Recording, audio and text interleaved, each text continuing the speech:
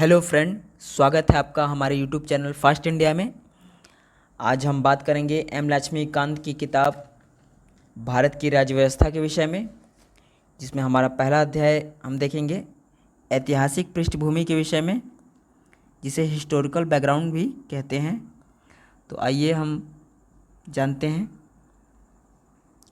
भारत में ब्रिटिश 1600 ईस्वी में ईस्ट इंडिया कंपनी के रूप में व्यापार करने आए। महारानी एलिजाबेथ प्रथम के चार्टर द्वारा उन्हें भारत में व्यापार करने के विस्तृत अधिकार प्राप्त थे।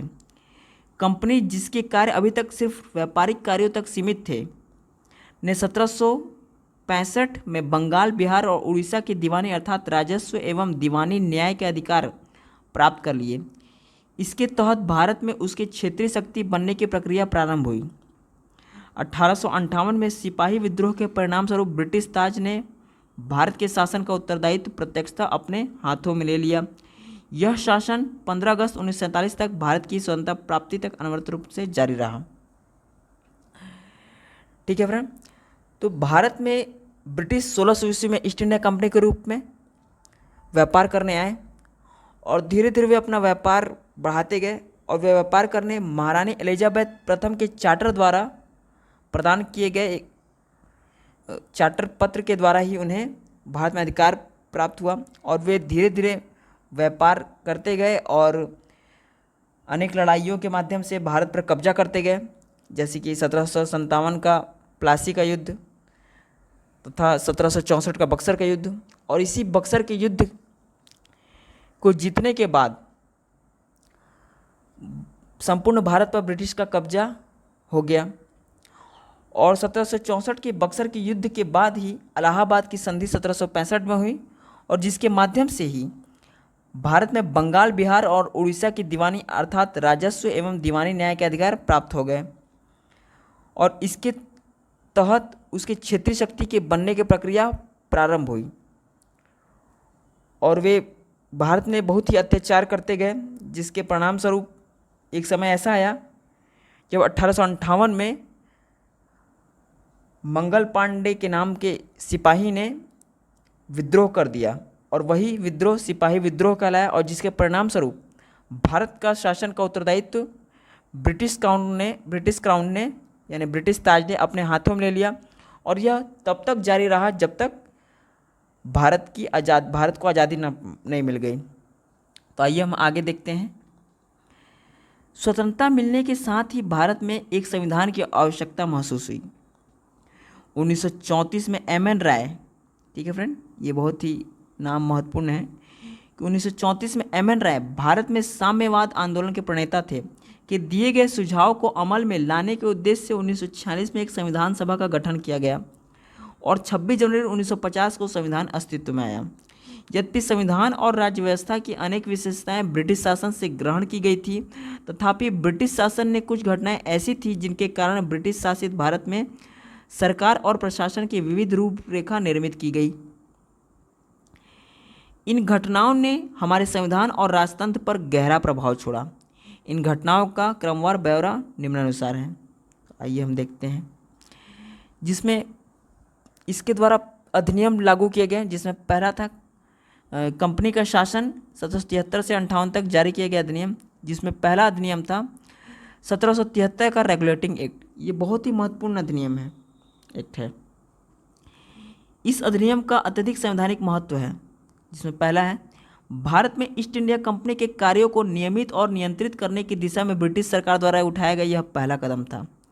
दूसरा, इसके द्वारा पहली बार कंपनी के प्रशासनिक और राजनीतिक कार्यों को मान्यता मिली। तीसरा, इसके द्वारा भारत में केंद्रीय प्रशासन की नींव रखी गई। ठीक है फ्रेंड, अब हम जानेंगे इस अधिनियम की विशेषता के विषय में। इस अधिनियम की विशेषता क्या थी? इस अधिनियम द्वारा बंगाल के गवर्नर को बंगाल का गवर्नर जनरल पद नाम दिया गया। ठीक है फ्रेंड, एवं उसकी सहायता के लिए एक 4 सदस्यीय कार्यकारी परिषद का गठन किया गया। उल्लेखनीय है कि ऐसे पहले गवर्नर वॉरेन हेस्टिंग्स थे। ठीक है फ्रेंड, इस अधिनियम के द्वारा क्या किया गया, महत्वपूर्ण काम क्या था कि इस अधिनियम के द्वारा बंगाल के गवर्नर को अब बंगाल का गवर्नर जनरल पद दे दिया गया और उसकी सहायता के लिए एक 4 सदस्यीय कार्यकारी परिषद का गठन किया गया और बंगाल के गवर्नर जनरल बनने वाले पहले थे, कौन थे? वे हैं लॉर्ड वॉरेन हेस्टिंग्स।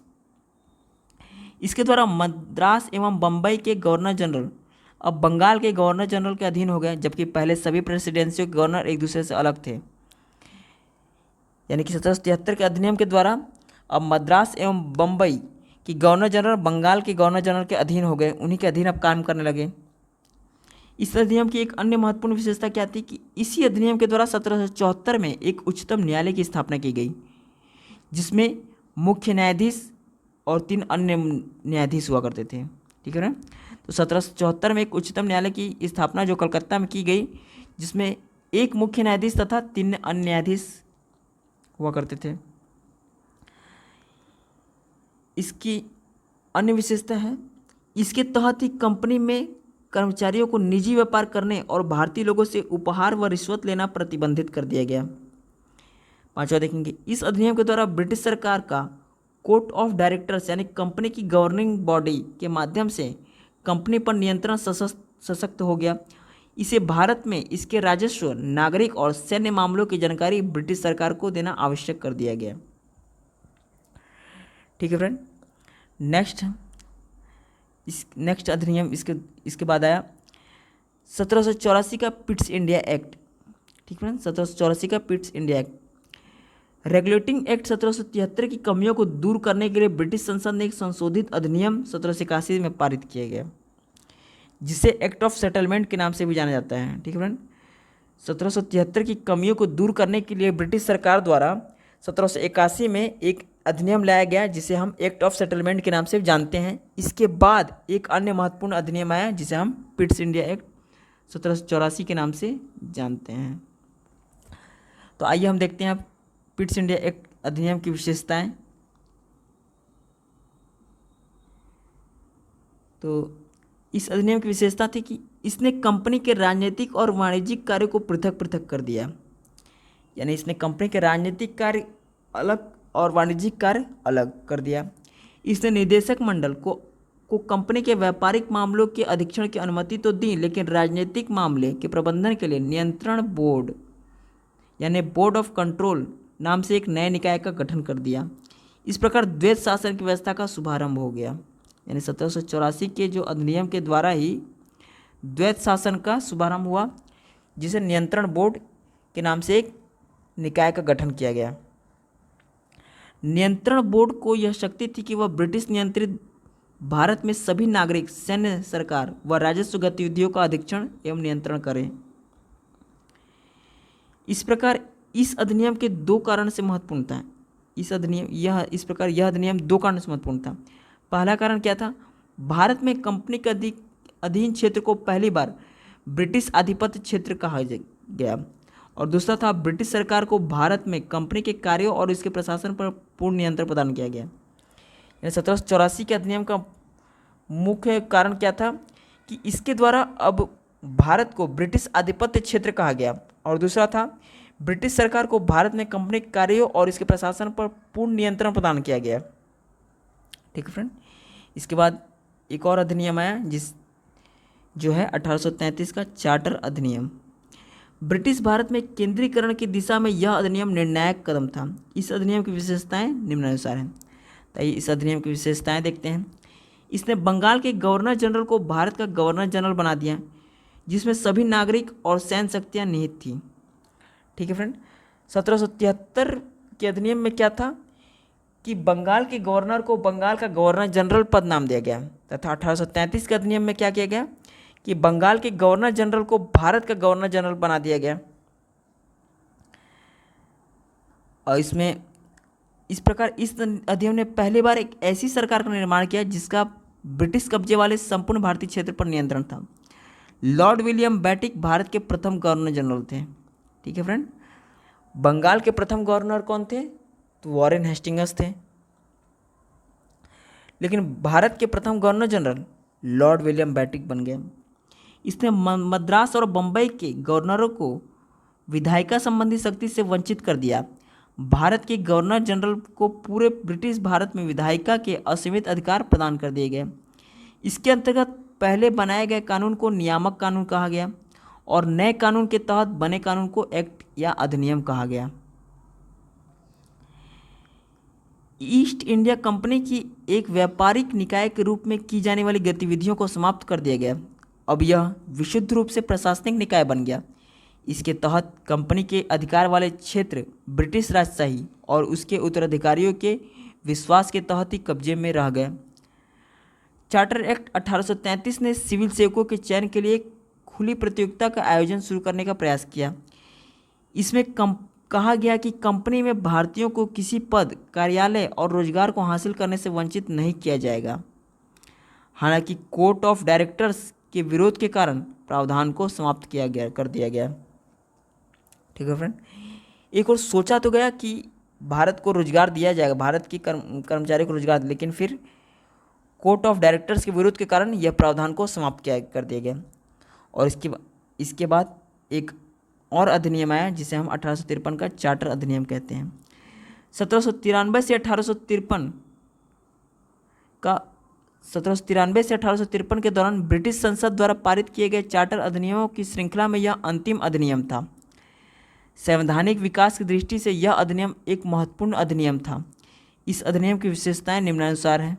यह अधिनियम की विशेषताएं हम देखेंगे।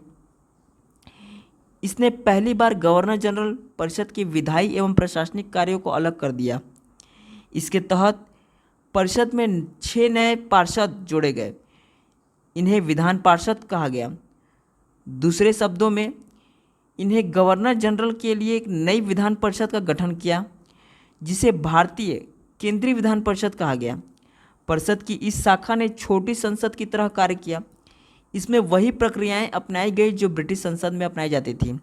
इस प्रकार विधायिका को पहली बार सरकार के विशेष कार्य के रूप में जाना गया, जिसके लिए विशेष मशीनरी और प्रक्रिया की जरूरत थी। नेक्स्ट पॉइंट देखेंगे हम।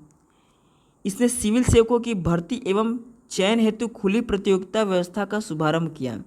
इस प्रकार विशिष्ट सिविल सेवा भारतीय नागरिकों के लिए भी खोल दी गई और इसके लिए 1854 में भारतीय सिविल सेवा के संबंध में मैकाले समिति की नियुक्ति की गई।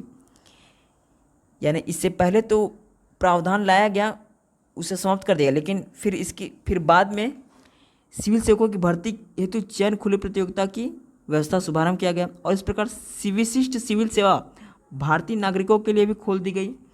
और ये कब आया? 1854 में भारतीय सिविल सेवा के संबंध में मैकाले समिति की नियुक्ति की गई। इसने कंपनी के शासन को विस्तारित कर दिया और भारतीय क्षेत्र को इंग्लैंड राजशाही विश्वास के तहत कब्जे में रखने का अधिकार दिया। लेकिन पूर्व अधिनियमों के विपरीत इसमें किसी निश्चित समय का निर्धारण नहीं किया गया। इससे स्पष्ट था कि संसद द्वारा कंपनी का शासन किसी भी समय समाप्त किया जा सकता है। इसने प्रथम बार भारतीय केंद्र विधान परिषद में 6 में स्थानीय प्रतिनिधित्व प्रारंभ किया। गवर्नर जनरल की परिषद में 6 नए सदस्यों में 4 के चुनाव बंगाल, मद्रास, बम्बई और आगरा की स्थानीय प्रांतीय सरकारों द्वारा किया जाना था। ठीक है फ्रेंड। अब इसके बाद 1858 से 1947 तक ताज का शासन आरंभ हो गया। आइए हम जानते हैं 1858 का भारत शासन अधिनियम। ठीक है फ्रेंड, बहुत ही इम्पोर्टेंट है ये अधिनियम। 1858 का भारत शासन अधिनियम।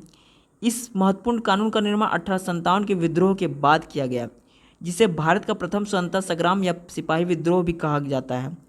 भारत के शासन को अच्छा बनाने का वाला अधिनियम के नाम से प्रसिद्ध इस कानून ने ईस्ट इंडिया कंपनी को समाप्त कर दिया और गवर्नरों, क्षेत्रों और राजस्व संबंधी शक्तियां ब्रिटिश राजशाही को हस्तांतरित कर दी गई। आइए हम जानते हैं इस अधिनियम की विशेषताएं। इस अधिनियम की विशेषताएं में पहला था, इसके तहत भारत का शासन सीधे महारानी विक्टोरिया के अधीन चला गया। गवर्नर जनरल का पदनाम बदलकर भारत का वायसराय कर दिया गया। ठीक है फ्रेंड, 1858 में गवर्नर जनरल पद का नाम, भारत के गवर्नर जनरल पद का नाम बदलकर क्या कर दिया गया? भारत का वायसराय कर दिया गया। वह वायसराय भारत में ब्रिटिश ताज का प्रत्यक्ष प्रतिनिधि बन गया। लॉर्ड कैनिंग भारत के प्रथम वायसराय थे। ठीक है फ्रेंड, भारत के प्रथम गवर्नर जनरल थे लॉर्ड विलियम बेटिक तथा भारत के प्रथम वायसराय कौन बन गए? Lord Canning. इस अधिनियम ने नियंत्रण बोर्ड और निदेशक कोर्ट समाप्त कर भारत में शासन की द्वैत प्रणाली समाप्त कर दी गई। ठीक है फ्रेंड, एक नए पद भारत के राज्य सचिव का सृजन किया गया, जिसमें भारतीय प्रशासन पर संपूर्ण नियंत्रण की शक्ति निहित थी। यह सचिव ब्रिटिश कैबिनेट का सदस्य था और ब्रिटिश अंततः संसद के प्रति उत्तरदायी था। यह सचिव ब्रिटिश कैबिनेट का सदस्य था और ब्रिटिश अंततः संसद के प्रति उत्तरदायी था। नेक्स्ट पॉइंट हम देखेंगे, भारत सचिव की सहायता के लिए 15 सदस्यीय परिषद का गठन किया गया, जो एक सलाहकार समिति थी। परिषद का अध्यक्ष भारत का सचिव को बनाया गया। नेक्स्ट पॉइंट, इस कानून के तहत भारत सचिव की परिषद का गठन किया गया, जो एक निगमित निकाय थी और जिसे भारत और इंग्लैंड मुकदमा करने का अधिकार था। इस पर भी मुकदमा किया जा सकता था। 1858 के कानून का मुख्य उद्देश्य प्रशासनिक मशीनरी में सुधार था, जिसके माध्यम से इंग्लैंड में भारतीय सरकार का अधीक्षण और उसका नियंत्रण हो सकता था। इसने भारत में प्रचलित शासन प्रणाली में कोई विशेष परिवर्तन नहीं किया। आइए हम जानते हैं नेक्स्ट, 1861, 1892 और 1909 के भारत परिषद अधिनियम। 1858 के अधिनियम के बाद 1861 का अधिनियम आया, उसके बाद 1892 का और 1909 का। तो आइए इस अधिनियम परिषद की अधिनियम के विषय हम जान लेंगे। 1857 की महान क्रांति के बाद ब्रिटिश सरकार ने महसूस किया कि भारत में शासन चलाने के लिए भारतीयों का सहयोग लेना आवश्यक है। इस सहयोग नीति के तहत ब्रिटिश संसद ने 1861 और 1892 और 1909 में 3 नए अधिनियम पारित किए। 1861 का भारत परिषद अधिनियम भारतीय संवैधानिक और राजनीतिक इतिहास में एक महत्वपूर्ण अधिनियम था। तो आइए हम 1861 के अधिनियम की विशेषता के विषय में जान लेंगे। इसके द्वारा कानून बनाने की प्रक्रिया में भारतीय प्रतिनिधियों को शामिल करने की शुरुआत हुई। इस प्रकार वायसराय कुछ भारतीयों को विस्तारित परिषद में गैर सरकारी सदस्यों के रूप में नामांकित कर सकता था। 1862 में लॉर्ड कैनिंग ने 3 भारतीयों, बनारस के राजा, पटियाला के महाराज और सर दिनकर राव को विधान परिषद में मनोनीत किया। दूसरा, इस अधिनियम ने मद्रास और बम्बई प्रेसिडेंसियों को विधायी शक्तियां पुनः देकर विकेंद्रीकरण की प्रक्रिया की शुरुआत की। इस प्रकार इस अधिनियम ने रेगुलेटिंग एक्ट 1773 द्वारा शुरू की गई केंद्रीकरण की प्रवृत्ति को उलट दिया और 1833 के चार्टर अधिनियम के साथ ही अपने चरम पर पहुंच गया।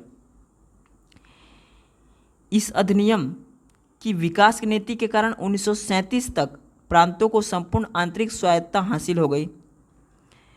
तीसरा पॉइंट, बंगाल, उत्तर पश्चिम सीमा प्रांत और पंजाब में क्रमशः 1862, 1866 एवं 1897 ईस्वी में विधान परिषदों का गठन हुआ।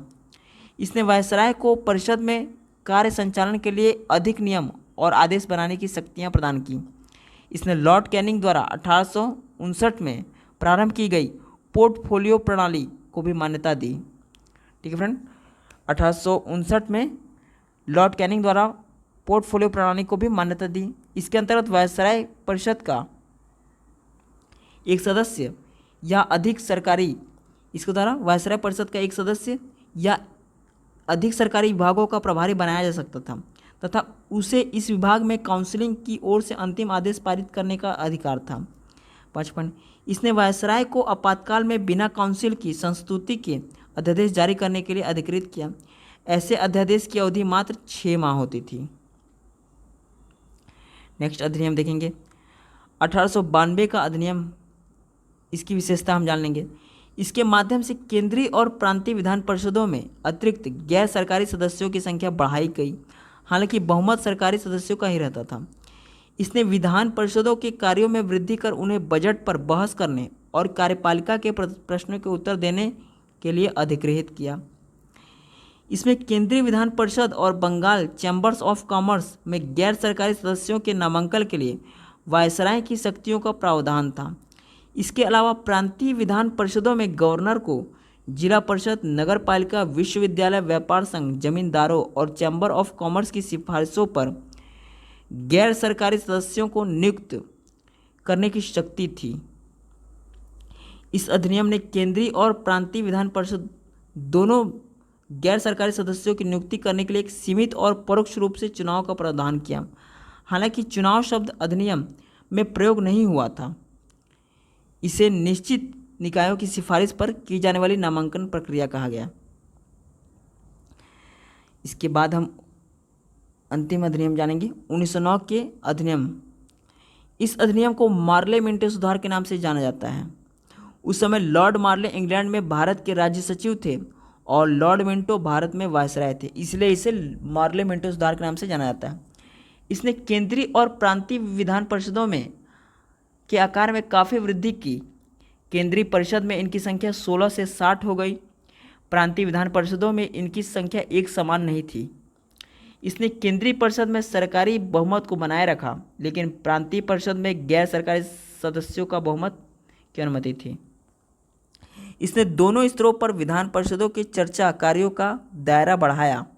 उदाहरण के तौर पर अनुपूरक प्रश्न पूछना, बजट पर संकल्पना आदि रखना इसने इस अधिनियम के द्वारा दिया। इस अधिनियम के अंतर्गत पहली बार किसी भारतीय को वायसराय और गवर्नर की कार्यकारी परिषद के साथ एसोसिएशन बनाने का प्रावधान किया गया। सत्येंद्र प्रसाद सिन्हा वायसराय की कार्यपालिका परिषद के प्रथम सदस्य बने। कौन बने? सत्येंद्र प्रसाद सिन्हा वायसराय की कार्यपालिका परिषद के प्रथम भारतीय सदस्य बने। उन्हें विधि सदस्य बनाया गया था। इस अधिनियम ने पृथक निर्वाचन के आधार पर मुस्लिमों के लिए सांप्रदायिक प्रतिनिधित्व प्रदान किया। इसके अंतर्गत मुस्लिम सदस्यों का चुनाव मुस्लिम मतदाता ही कर सकते थे। इस प्रकार इस अधिनियम ने सांप्रदायिकता को वैधानिकता की प्रदान की और लॉर्ड मिंटो को सांप्रदायिक निर्वाचन के जनक के रूप में जाना गया। इसने presidency corporation, chamber of commerce, विश्वविद्यालयों और जमींदारों के लिए अलग प्रतिनिधित्व का प्रावधान भी किया। इसके बाद के अधिनियम के विषय में जानेंगे। भारत शासन अधिनियम 1919। 1909 के बाद भारत शासन अधिनियम 1919 आया। 20 अगस्त 1917 को ब्रिटिश सरकार ने पहली बार घोषित किया कि उसका उद्देश्य भारत में क्रमिक रूप से उत्तरदायी सरकार स्थापित करना था। क्रमिक रूप से 1919 में भारत शासन अधिनियम बनाया गया, जो 1921 से लागू हुआ। इस कानून को मॉन्टेगू चेम्सफोर्ड सुधार भी कहा गया। मॉन्टेग भारत के सचिव थे, जबकि चेम्सफोर्ड भारत के वायसराय थे, इसलिए इसे मॉन्टेग चेम्सफोर्ड सुधार कहा गया। आइए अब हम इस अधिनियम की विशेषता के विषय में जानेंगे। इस अधिनियम की विशेषता, इसमें पहला है केंद्रीय और प्रांतीय विषयों की सूची की पहचान कर एवं उन्हें पृथक कर राज्यों पर केंद्रीय नियंत्रण कम किया गया। केंद्रीय और प्रांतीय विधान परिषदों को अपनी सूचियों के विषयों पर विधान परिषद बनाने का अधिकार प्रदान किया गया, लेकिन सरकार का ढांचा केंद्रीय और एकात्मक ही बना रहा। नेक्स्ट पॉइंट, इसने प्रांतीय विषयों को पुनः दो भागों में विभक्त किया, हस्तांतरित और आरक्षित। हस्तांतरित विषयों पर गवर्नर का शासन होता था और इस कार्य में वह उन मंत्रियों की सहायता लेता था जो विधान परिषद के उत्तरदायी थे। दूसरी ओर आरक्षित विषयों पर गवर्नर कार्यपालिका परिषद की सहायता से शासन करता था, जो विधान परिषद के प्रति उत्तरदायी नहीं थी। शासन की इस दोहरी व्यवस्था को द्वैध, यूनानी शब्द डाइआर्की से उत्पन्न शासन व्यवस्था कहा गया। ये द्वैध शासन व्यवस्था कहा गया। हालांकि इस व्यवस्था काफ़ी हद तक असफल रही। इस अधिनियम ने पहली बार देश में द्विसदनीय व्यवस्था और प्रत्यक्ष निर्वाचन की व्यवस्था प्रारंभ की। इस प्रकार भारतीय विधान परिषद के स्थान पर द्विसदनीय व्यवस्था यानी राज्यसभा और लोकसभा का गठन किया गया। दोनों सदनों के बहुसंख्यक सदस्यों को प्रत्यक्ष निर्वाचन के माध्यम से निर्वाचित किया जाता था। इसके अनुसार वायसराय की कार्यकारी परिषद के 6 सदस्यों में से कमांडर इन चीफ को छोड़कर 3 सदस्यों का भारतीय होना आवश्यक था। इसने सांप्रदायिक आधार पर सिखों, भारतीय ईसाइयों, आंग्ल भारतीयों, यूरोपियों के लिए भी पृथक निर्वाचन के सिद्धांत को विस्तारित कर दिया। इस कानून ने संपत्ति कर या शिक्षा के आधार पर सीमित संख्या में लोगों का मताधिकार किया। इस कानून ने लंदन में भारत के उच्चायुक्त के कार्यालय का सृजन किया और अब तक भारत सचिव द्वारा किए जा रहे कुछ कार्यों को उच्चायुक्त को स्थानांतरित कर दिया। इससे एक लोक सेवा आयोग का गठन किया गया। अतः 1926 में सिविल सेवकों की भर्ती के लिए केंद्रीय लोक सेवा आयोग का गठन किया गया। 1926 में सिविल सेवकों की भर्ती के लिए केंद्रीय लोक सेवा आयोग का गठन किया गया। इसने पहली बार केंद्रीय बजट को राज्य बजट से अलग कर दिया और राज्य विधानसभाओं को बजट स्वयं बनाने के लिए अधिग्रहित किया। इसके अंतर्गत एक वैधानिक आयोग का गठन किया गया जिसका कार्य 10 वर्ष बाद जांच करने के बाद अपनी रिपोर्ट प्रस्तुत करना था। इसके अंतर्गत वैधानिक आयोग का गठन किया गया जिसका कार्य 10 वर्ष बाद जांच करने के बाद अपनी रिपोर्ट प्रस्तुत करना था। इसके बाद साइमन आयोग आया। ब्रिटिश सरकार ने नवंबर 1927 में यानी निर्धारित समय से 2 वर्ष पूर्व ही नए संविधान में भारत की स्थिति का पता लगाने के लिए सर जॉन साइमन के नेतृत्व में 7 सदस्यीय वैधानिक आयोग की गठन की घोषणा की। आयोग के सभी सदस्य ब्रिटिश थे, इसलिए सभी दलों ने इसका बहिष्कार किया। आयोगों ने 1930 में अपनी रिपोर्ट पेश की तथा द्वैत शासन प्रणाली, राज्यों में सरकारों का विस्तार, ब्रिटिश भारत के संघ की स्थापना एवं सांप्रदायिक निर्वाचन व्यवस्था को जारी रखने आदि की सिफारिशें की। आयोग के प्रस्तावों पर विचार करने के लिए ब्रिटिश सरकार ने ब्रिटिश भारत और भारतीय रियासतों के प्रतिनिधियों के साथ 3 गोल में सम्मेलन किए। इन सम्मेलनों में हुई चर्चा के आधार पर संवैधानिक सुधार पर एक श्वेत पत्र तैयार किया गया जिसे विचार के लिए ब्रिटिश संसद की संयुक्त प्रवर समिति के समक्ष रखा गया। इस समिति की सिफारिशों को कुछ संशोधन के साथ भारत परिषद अधिनियम 1935 में शामिल किया गया। इसके बाद सांप्रदायिक अवार्ड आया। ब्रिटिश प्रधानमंत्री रैमजे मैकडोनाल्ड ने अगस्त 1932 में अल्पसंख्यकों के प्रतिनिधित्व पर एक योजना की घोषणा की। इसे कम्युनल अवार्ड या सांप्रदायिक अवार्ड के नाम से जाना गया।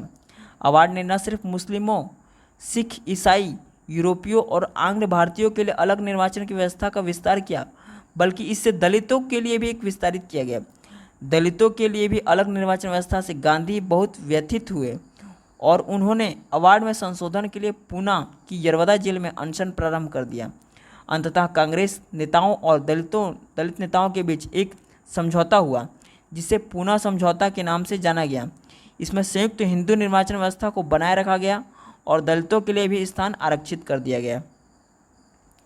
इसके बाद अधिनियम आया भारत शासन अधिनियम 1935। ठीक है, फिर 1935 के पुनः पैक्ट के बाद भारत शासन अधिनियम 1935 आया। यह अधिनियम भारत में पूर्ण उत्तरदायी सरकार के गठन में एक मील का पत्थर साबित हुआ। यह एक लंबा और विस्तृत दस्तावेज था जिसमें 321 धाराएं और 10 अनुसूचियां थी। इस अधिनियम की विशेषता के विषय में जान लेंगे हम। अधिनियम की विशेषता, इसने अखिल भारतीय संघ की स्थापना की जिसमें राज्य और रियासतों को एक इकाई की तरह माना गया। अधिनियम ने केंद्र और इकाइयों के बीच 3 सूचियों, संघीय सूची में कितना 59 विषय, राज्य सूची जिसमें 54 विषय और समवर्ती सूची दोनों के लिए 36 विषय के आधार पर शक्तियों का बंटवारा कर दिया। अवशिष्ट शक्तियां वायसराय को दे दी गईं। हालांकि यह संघीय व्यवस्था कभी अस्तित्व में नहीं आई क्योंकि देशी रियासतों ने इसमें शामिल होने से इनकार कर दिया।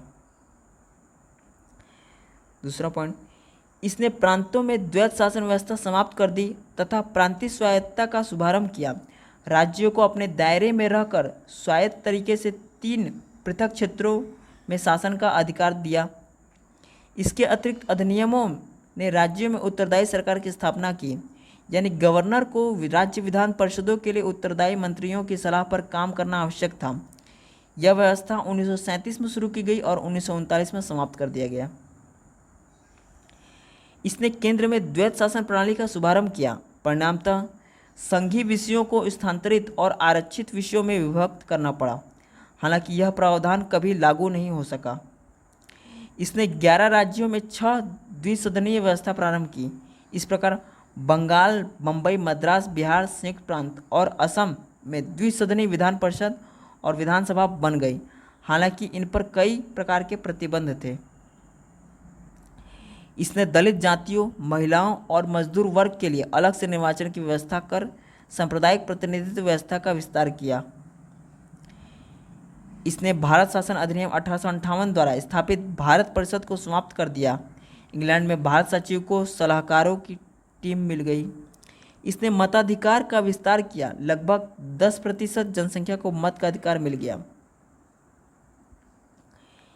इसके अंतर्गत देश की मुद्रा और साख पर नियंत्रण के लिए भारतीय रिजर्व बैंक की स्थापना की गई। इसने न केवल संघीय लोक सेवा आयोग की स्थापना की बल्कि प्रांतीय सेवा आयोग और 2 या अधिक राज्यों के लिए संयुक्त सेवा आयोग की स्थापना की। इसके तहत 1937 में संघीय न्यायालय की स्थापना हुई। आइए अब हम बात करते हैं भारतीय स्वतंत्रता अधिनियम 1947 के विषय में। भारतीय स्वतंत्रता अधिनियम 1947 20 फरवरी 1947 को ब्रिटिश प्रधानमंत्री क्लीमेंट एटली ने घोषणा की कि 30 जून 1947 को भारत में ब्रिटिश शासन समाप्त हो जाएगा। इसके बाद सत्ता उत्तरदायी भारत के हाथों में सौंप दी जाएगी। इस घोषणा पर मुस्लिम लीग ने आंदोलन किए और भारत के विभाजन की बात कही।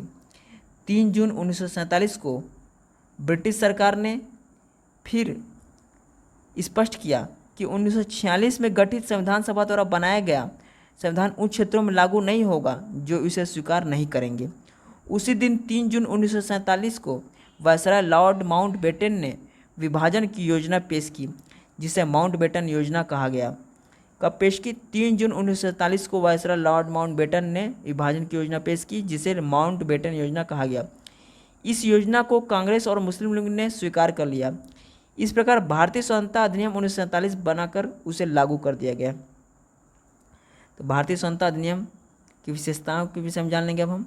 अधिनियम की विशेषता जिसमें पहला है, इसने भारत में ब्रिटिश राज समाप्त कर 15 अगस्त 1947 को इसे स्वतंत्र और संप्रभु राष्ट्र घोषित कर दिया। इसने भारत का विभाजन कर 2 स्वतंत्र डोमिनियो संप्रभु राष्ट्र भारत और पाकिस्तान का सृजन किया, जिन्हें ब्रिटिश राष्ट्रमंडल से अलग होने की स्वतंत्रता थी। इसने वायसराय का पद समाप्त कर दिया और उसके स्थान पर 2 डोमिनियन राज्यों में गवर्नर जनरल पद का सृजन किया, जिसकी नियुक्ति नए राष्ट्र की कैबिनेट की सिफारिश पर ब्रिटेन के ताज को करनी थी। इन पर ब्रिटेन के सरकार का कोई नियंत्रण नहीं होना था। इसने दोनों डोमिनियन राज्यों संविधान सभाओं को अपने देशों का संविधान बनाने और उसके लिए किसी भी देश के संविधान को अपनाने की शक्ति थी। सभाओं को यह भी शक्ति थी कि वे किसी भी ब्रिटिश कानून को समाप्त करने के लिए कानून बना सकती थी, यहाँ तक कि उन्हें स्वतंत्रता अधिनियम को भी निरस्त करने का अधिकार था। इसने दोनों डोमिनियन राज्यों की संविधान सभाओं को यह शक्ति प्रदान की कि वे नए संविधान का निर्माण एवं कार्यान्वित होने तक अपने अपने संबंधित क्षेत्रों के लिए विधानसभा बना सकती थी। 15 अगस्त 1947 के बाद ब्रिटिश संसद में पारित हुआ कोई भी अधिनियम दोनों डोमिनियनों पर तब तक लागू नहीं होगा जब तक कि दोनों डोमिनियन इस कानून को मानने के लिए कानून नहीं बना लेंगे। नेक्स्ट पॉइंट, इस कानून ने ब्रिटेन में भारत का सचिव पद समाप्त कर दिया। इसकी सभी शक्तियां राष्ट्रमंडल मामलों के राज्य के सचिव को स्थानांतरित कर दी गई।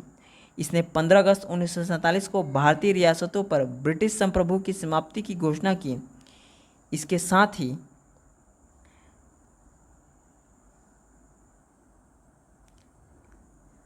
साथ ही आदिवासी क्षेत्र समझौता संबंधों पर भी ब्रिटिश हस्तक्षेप समाप्त हो गया। इसने भारतीय रियासतों को यह स्वतंत्रता दी कि वे चाहे तो भारत का डोमिनियन या पाकिस्तान का डोमिनियन के साथ मिल सकती है या स्वतंत्र रह सकती है। इस अधिनियम ने नया संविधान बनने तक डोमिनियन में शासन संचालित करने एवं भारत का शासन अधिनियम 1935 के तहत उनकी प्रांतीय सभाओं में सरकार चलाने की व्यवस्था की। हालांकि दोनों डोमिनियनों राज्यों को इस कानून में सुधार करने का अधिकार था। इसने ब्रिटिश शासक को विधेयकों पर मताधिकार और उन्हें स्वीकृत करने के अधिकार से वंचित कर दिया, लेकिन ब्रिटिश शासक के नाम पर गवर्नर जनरल को किसी भी विधेयक को स्वीकार करने का अधिकार प्राप्त था। इसके अंतर्गत भारत के गवर्नर जनरल एवं प्रांतीय गवर्नरों को राज्य का संवैधानिक प्रमुख नियुक्त किया गया। इन्हें सभी मामलों पर राज्यों की मंत्रिपरिषद के परामर्श पर कार्य करना होता था। इसने शाही उपाधि से भारत का सम्राट पद समाप्त कर दिया। इसने भारत के राज्य सचिव द्वारा सिविल सेवा में नियुक्तियां करने और पदों में आरक्षण करने की प्रणाली समाप्त कर दी। 15 अगस्त 1947 से पूर्व सिविल सेवा कर्मचारियों को वही सुविधाएं मिलती रही जो उन्हें पहले से प्राप्त थी। 14 अगस्त 1947 के मध्यरात्रि को भारत में ब्रिटिश शासन का अंत हो गया और समस्त शक्तियां दो नए स्वतंत्र डोमिनियनों भारत और पाकिस्तान को स्थानांतरित कर दी गई। लॉर्ड माउंटबेटन नए डोमिनियन भारत के प्रथम गवर्नर जनरल बने। उन्हें जवाहरलाल नेहरू को भारत के पहले प्रधानमंत्री के रूप में शपथ दिलाई। ठीक है फ्रेंड, ये क्वेश्चन पूछ देता है कि भारत के प्रथम प्रधानमंत्री जवाहरलाल नेहरू को शपथ किसने दिलाई, तो लॉर्ड माउंटबेटन ने। 1946 में बनी संविधान सभा को स्वतंत्र भारतीय डोमिनियन संसद के रूप में स्वीकार कर लिया गया। आइए अब हम जानते हैं कि अंतरिम सरकार जो बनी थी 1946 में, उन्हें कौन कौन सा पद दिया गया। ठीक है फ्रेंड, तो अंतरिम सरकार 1946 में जवाहरलाल नेहरू, ये कौन कौन सा देखे पद देखे, तो राष्ट्रमंडल संबंधी तथा विदेश मामले, ये जवाहरलाल नेहरू देखे। सरदार वल्लभ भाई पटेल के द्वारा गृह सूचना एवं प्रसारण विभाग देखा गया। डॉक्टर राजेंद्र प्रसाद द्वारा खाद्य एवं कृषि विभाग देखा गया तथा जॉन मथाई के द्वारा उद्योग एवं नागरिक आपूर्ति विभाग देखा गया। जगजीवन राम के द्वारा श्रम विभाग देखा गया। सरदार बलदेव सिंह के द्वारा रक्षा विभाग देखा गया। CH भाभा, होमी जहांगीर भाभा के द्वारा कार्य खान एवं ऊर्जा मंत्रालय देखा गया। लियाकत अली खान के द्वारा वित्त विभाग देखा गया। अब्दुल रब निस्तार के द्वारा डाक एवं वायु देखा गया। आसफ अली के द्वारा रेलवे एवं परिवहन विभाग देखा गया। C राजगोपालाचारी के द्वारा शिक्षा एवं कला देखा गया। I चुंदरीगर के द्वारा वाणिज्य विभाग देखा गया। गजनफर अली खान के द्वारा स्वास्थ्य विभाग देखा गया। जोगेंद्रनाथ मंडल के द्वारा विधि विभाग देखा गया। अंतरिम सरकार के सदस्य वायसराय की कार्य परिषद के सदस्य थे। वायसराय का परिषद का प्रमुख बना रहा, लेकिन जवाहरलाल नेहरू को परिषद का उपाध्यक्ष बनाया गया। ठीक है फ्रेंड, अंतरिम सरकार के सदस्य वायसराय की कार्य परिषद के सदस्य थे। वायसराय परिषद का प्रमुख बना रहा, लेकिन जवाहरलाल नेहरू को परिषद का उपाध्यक्ष बनाया गया। आइए अब हम देखते हैं स्वतंत्र भारत का पहला मंत्रिमंडल। वो 1946 का, अभी स्वतंत्र नहीं होता तब का मंत्रिमंडल था। अब स्वतंत्र भारत का पहला मंत्रिमंडल जान लेंगे हम। तो जवाहरलाल नेहरू को प्रधानमंत्री का पद मिला और वे राष्ट्रमंडल तथा विदेशी मामले तथा वैज्ञानिक शोध विभाग देखें। सरदार वल्लभ भाई पटेल जो गृह सूचना व प्रसारण राज्यों के मामले थे तथा ये हमारे उप प्रधानमंत्री भी कहा है। पूछता है कि हमारे पहले उप प्रधानमंत्री कौन हैं, तो वो सरदार वल्लभ भाई पटेल ही थे, जिन्हें उप प्रधानमंत्री के नाम से जाना जाता है। डॉक्टर राजेंद्र प्रसाद जो कि खाद्य एवं कृषि विभाग देखें। मौलाना अब्दुल कलाम आज़ाद जिन्हें शिक्षा विभाग देखा। डॉक्टर जॉन मथाई जिन्होंने रेलवे और परिवहन मंत्रालय दिया गया। RK षणमुखम शेट्टी वित्त विभाग देखे। डॉक्टर भीमराव अंबेडकर ये विधि विभाग देखे। जगजीवन राम इन्होंने श्रम विभाग देखा। सरदार बलदेव सिंह ये रक्षा विभाग देखे। राजकुमारी अमृता कौर ये स्वास्थ्य मंत्रालय देखी। CH भाभा ये वाणिज्य मंत्रालय देखी। रफ़ी अहमद किदवई इन्होंने संचार विभाग देखा।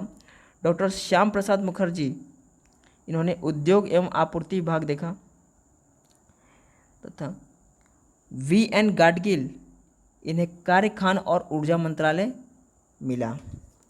तो आइए हम अब इसकी कुछ संदर्भ सूची के विषय में जान लेंगे। इसके संदर्भ सूची संक्षिप्त, ये नोट्स कहा जाएगा संक्षिप्त। मुगल बादशाह शाह आलम ने 1764 में बक्सर की लड़ाई में विजय प्राप्त करने के बाद ईस्ट इंडिया कंपनी को भारत में दीवानी अधिकार दिए। मुगल बादशाह शाह आलम ने 1764 में बक्सर की लड़ाई में विजय प्राप्त करने के बाद ईस्ट इंडिया कंपनी को भारत में दीवानी अधिकार दिए। इसने ब्रिटिश संसद में तत्कालीन प्रधानमंत्री विलियम पिट द्वारा पुनः स्थापित किया गया। उस समय कंपनी की सिविल सेवाएं दो तरह की होती थी। प्रसंविधाबद्ध सिविल सेवाएं उच्च सिविल सेवाएं कहती थी और गैर प्रसंविधाबद्ध सिविल सेवाएं निम्न सेवाएं कहती थी। पहली कंपनी के कानून द्वारा निर्मित हुई जबकि दूसरी अन्य तरह से। सुभाष कश्यप, ठीक है, सॉरी, बजट की व्यवस्था को ब्रिटिश कालीन भारत में 1860 से शुरू किया गया। घोषणा ने स्थापित किया ब्रिटिश शासक की सरकार की नीति प्रशासन की प्रत्येक शाखा में भारतीयों की भागीदारी बढ़ाने और स्वशासन संस्थाओं का क्रमिक विकास करने की थी, ताकि ब्रिटिश साम्राज्य के आंतरिक भाग के रूप में भारत उत्तरदायी सरकार की प्रगतिशील प्राप्त की जा सके। नेक्स्ट है, यह भारत में उच्च नागरिक सेवाओं 1923 से 24 पर ली आयोग की सिफारिश पर किया गया था। भारतीय स्वतंत्रता अध्यादेश को ब्रिटिश संसद में 4 जुलाई 1947 को पेश किया गया और 18 जुलाई 1947 को इसे राजशाही की संस्तुति मिल गई। यह अधिनियम 1915 अगस्त 1947 तक लागू हुआ। दो राज्यों के बीच सीमाओं का निर्धारण रेडक्लिफ की अध्यक्षता वाले सीमा आयोग ने किया। पाकिस्तान में पश्चिमी पंजाब, सिंध, बलूचिस्तान और उत्तर